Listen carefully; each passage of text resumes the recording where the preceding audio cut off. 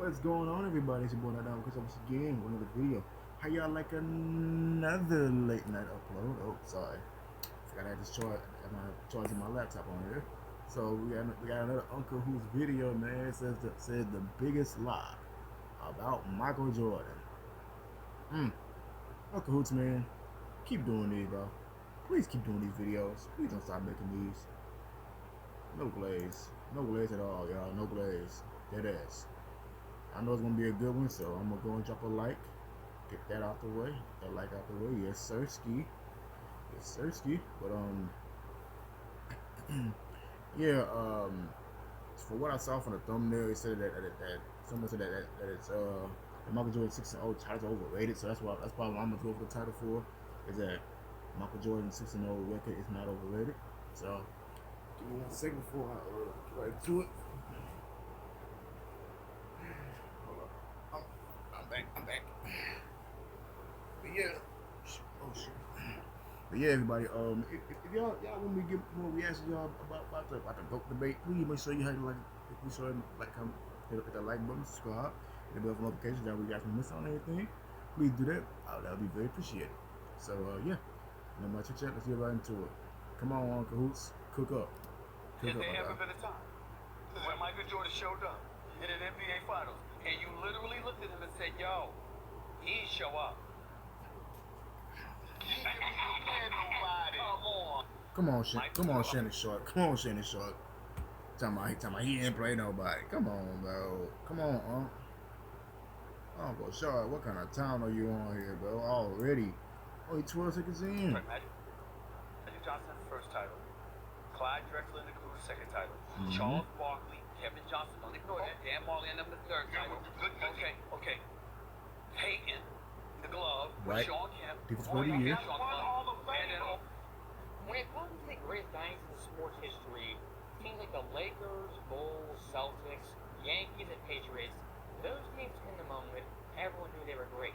But becoming a dynasty, that's a rare feat reserved for a select few.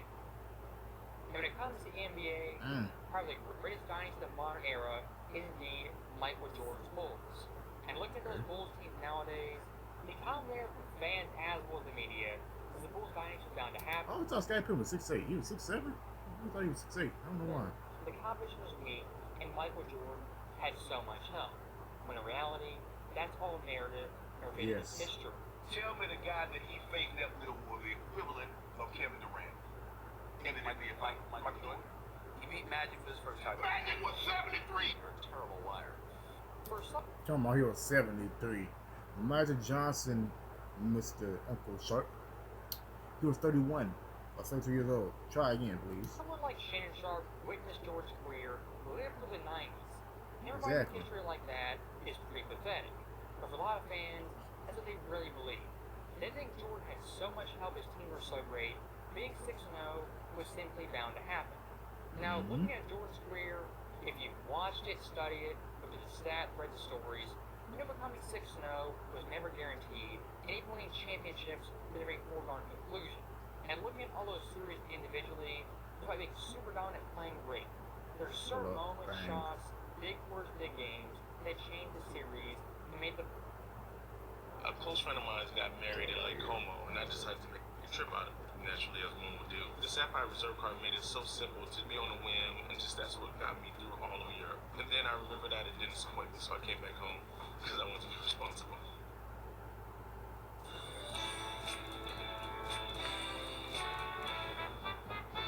I don't know nothing about Bulls and Pittsburgh. See?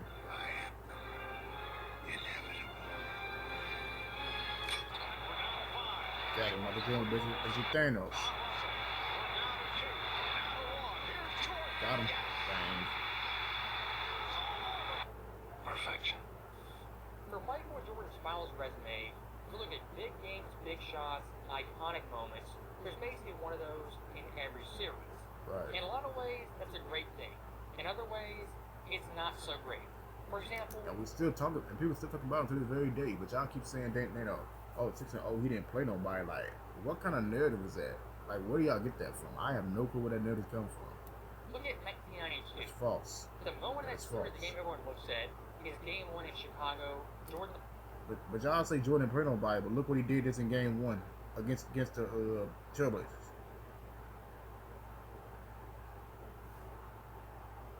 I'm just saying. The first half, drops 35, has the shrug, is on fire from deep. For Michael Jordan's legacy and lore, Game 1 is all anyone talks about the 1992 finals. But in reality, it was only a Game 1. That moment is seared in our memories, although it was super impressive by ton. It had the best moment of that final series, the most important game of the series. As looking past Games 2, 3, and Game 4, the biggest game of the series by far was in Portland for Game 5, the series tied 2-2. If you could make the Bulls ingest truth serum, they'd all tell you they think it should have ended in a sweep. But the fact that it didn't says something about the Bulls' inability to finish off the Blazers, and about the Blazers' ability to come off the deck. Portland is yet to play its best game. If they do tonight, especially with this crowd behind them, the Bulls are in big trouble, and a second straight title, once almost a foregone conclusion, would be in serious jeopardy. After sleeping on it and waking up at 6 this morning and thinking about it, And they played I chill. thought we were a great opportunity. So That's just what they do. we should be focused for this playoffs. So that right there is extra context looking at the Game 5. That winner was series wild as tied hell. 2-2. That winner was And wild. here's some more context. The winner of Game 5 of Best of 7 series wins that series 85% of the time. For all intents and purposes, the winner of Game 5 wins the series. So long story short, Game 5, a must-win game for the Bulls, as well as Blazers. And looking at Jordan's performance, a hum 46 points. They may have Great 46 Jordan points. game Damn. nobody ever talks about. Now Jordan sits down, and he leads with 46 points. I'm not impressed by your performance. For Michael Jordan's final legacy of his career, 3 times ever did he crack 45 or more. He did this in the finals, y'all. So somebody had to do that. I ain't seen somebody drop 40 in the finals only drop 48 points in the finals only one time. You only did it once, folks. Let that sink in. Come on, y'all. Miss Michael Jordan, y'all. Against the Suns. Where'd he go? There we go. Oh, sorry, where'd he go? Oh, sorry about that. Against the Suns, game 4, 55. Against the Trailblazers in game 5, 46. Closed out game against the Jazz, 45. Michael Jordan had 6 career 40-plus point games. And the final games he scored over 45. It clearly shows like 45 or more points. It clearly shows right here. What are we talking about here, people? What are we talking about? Points. The same. What are we His talking highest about? scoring game of 93, short 55 versus the Suns. Second place, 46 versus the Blazers. And third place, 45 versus the Jazz in game 6. Out of those 3 games, only one of those games falls to the cracks of the NBA history. That, of course, being game 5 versus Portland. And while isn't as important as game 6 versus the Jazz, compared to that Suns game, I'd argue it's more important, more critical to the Bulls' legacy as well as Jordan's legacy. Now, we're looking at the actual gameplay. Compared to that Suns game and especially the Jazz game, the excitement of this game isn't nearly as dramatic. It isn't nearly as close. As Michael Jordan in the first half was not messing around. Him in the first half came out on fire and dropped 27. Look at that, playing defense. Look at that, he playing defense on a 2-1 fast break, bro. How do you do that? I don't know how you do that. That's the threat of Michael Jordan pull up on the wing for 3. Bang. Jordan was going to do, and then if Jordan committed Jordan for the post, apply just a fade. Bang. Money. Jordan right here trying to pull her. Pull up. Jordan again. Pull up, nigga. That nigga face, bro.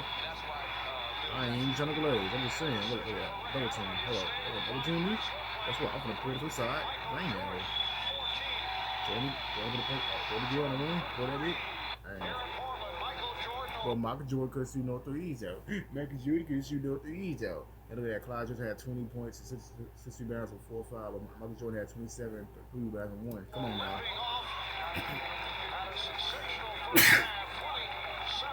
That's the first half, huh? That right there Yeah, that Jordan was in the the first first half. half Damn. is absolutely spectacular. But y'all saying that he won't win no with Scottie Pippen. Scottie Pippen got 15 points, bro. What y'all talking about? Let's go tell y'all, man. Scottie Pippen was average, bro. definitely one of the best defenders of all time, but he's just average, bro. Come on now. And when defining being clutch, having the clutch gene, Mm. Mm. Mm. Mm.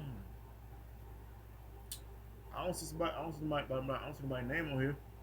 I don't see somebody's name on here. I see somebody else. I don't see anybody's name on here though. I sure the hell don't. More points first half of the NBA Finals game. Michael Jordan did it twice in the same year. Kyrie Irving did it in 2017. Michael Jordan did it twice. Not once. Twice. Ladies and gentlemen, he did it twice. I don't know none though. we always look at the fourth quarter, final 10 seconds to gauge how clutch a player is. But looking at this first half, Jordan, undoubtedly clutch in a must-win game. And one thing I do want to harp on is Portland's home court advantage. In a game 5 like this, the crowd was going absolutely nuts in the first quarter. Yes, But he like was. Jordan, the first half being so dominant, so spectacular, having the Bulls up comfortably, the crowd of this game was a non-factor. If you wanted to find being clutch coming through big, having half like that in Portland defines being clutch and defines rise to the occasion. And looking at Portland's for record, 92. And for anybody that was saying Dana, his Blazers team was trash, let's also not forget people. You know, if I'm correct, in 1990 they went against the Blazers. I mean, the Blazers went against the Pistons in 1990 too. But they lost that one. Correct me if I'm wrong. And then 1992 when against the Bulls. Yeah, they had people, ladies and gentlemen, look at this. They literally had one of the best home court. They had one of the best home court records in the league throughout these 3 years alone. Especially the two final points that they made. 1990, obviously when they went against the Pistons, and 1992 when they went against the Bulls. 91, they got, I forgot. I think they went to the second round. I believe they went to the second round in 91. I know they went. I think they went against the Lakers. I believe. I think they went against the Lakers or Jazz.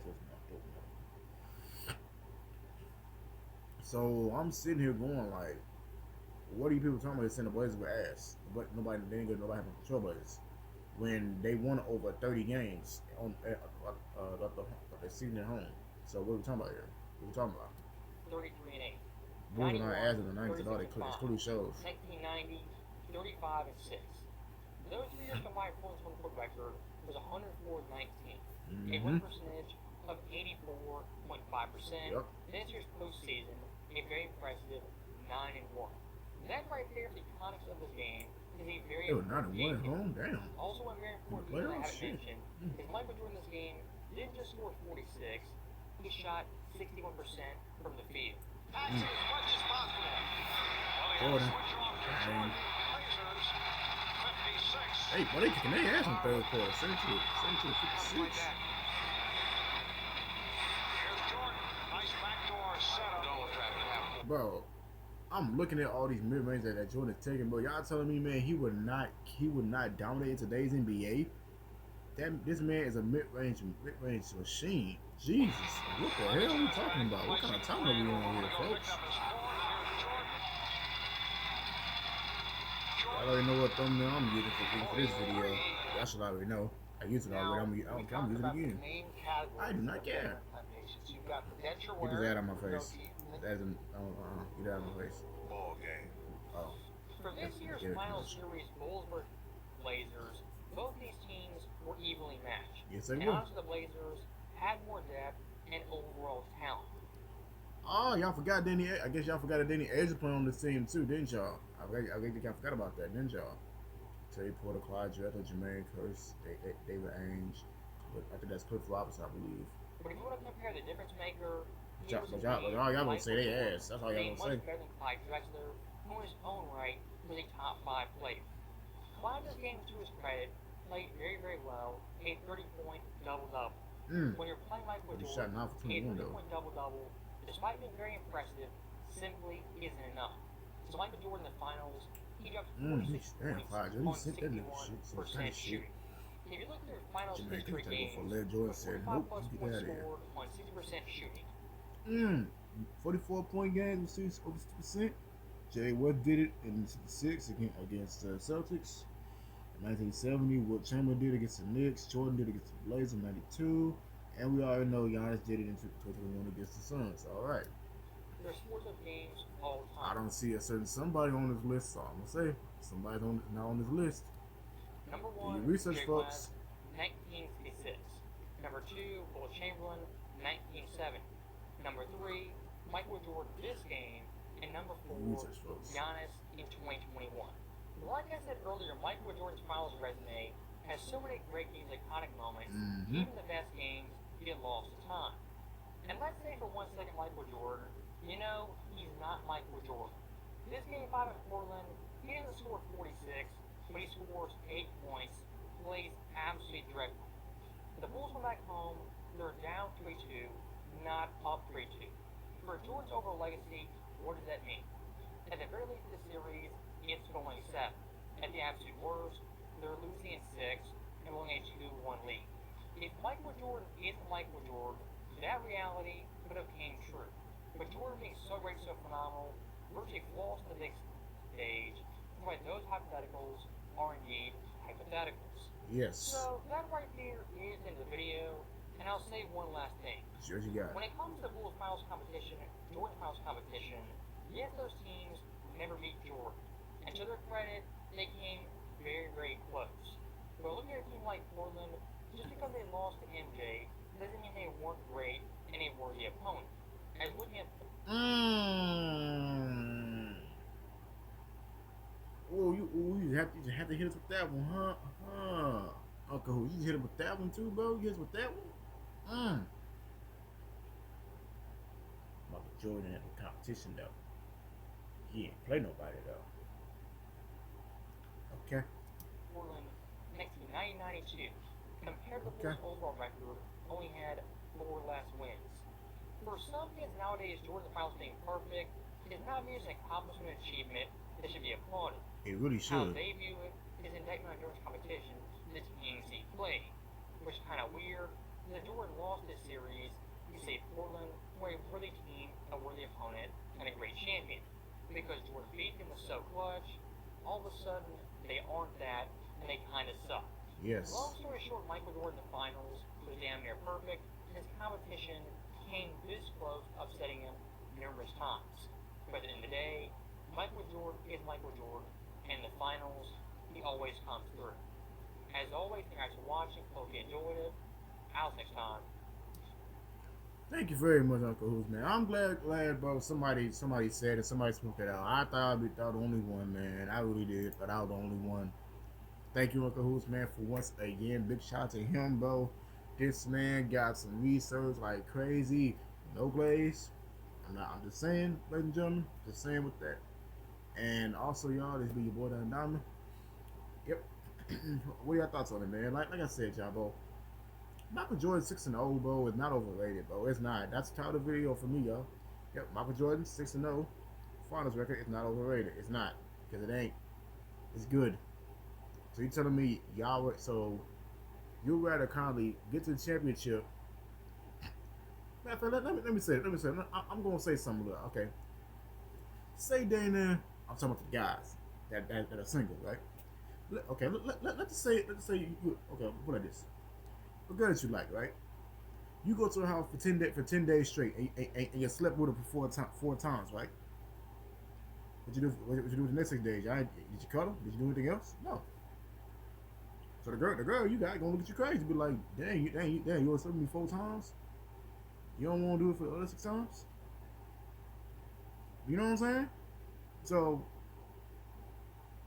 but we got this guy right here, who when he got to when he got it, took to Pound Town. I'm gonna say that. Y'all know what I'm trying to say, right? Every time he did it, every time he went to the girl house, what did he do? He got it. But this other guy who went there, not so lucky every time, right? So keep that in mind, folks. Keep that in mind. I want you to keep that in mind when I mention that. You know what I'm talking about between those two situations. One guy went there when he did. I'm just saying, when the guy went to the girl house, what did he do? He slept with her. got it. Got it 60. Got it, you know. Got that. This one guy, you know, for 10 days straight. You only got that 4 times? Okay. You do it 4 times? Okay, cool. You know, you get what I'm saying? I'm just throwing it out there, y'all. I'm just throwing it out there. I'm just throwing the situation out there. I'm not trying to say anything crazy, okay? All right. And it's also, this video is 20 minutes long, y'all. So, as always, everybody be sure to like, comment, subscribe, man. Shout out to Uncle Hoots, man, once again for the video, bro. Like this man got some research, bro. I don't care. I'm gonna try my best to research a lot of stuff about this debate, because this debate is getting a bit out of hand to me in my eyes. It's getting to me out of hand personally. So, yeah. As always, y'all be sure to like, comment, subscribe. I will catch y'all later. Peace out. Take care. And stay blessed. See y'all in the next one.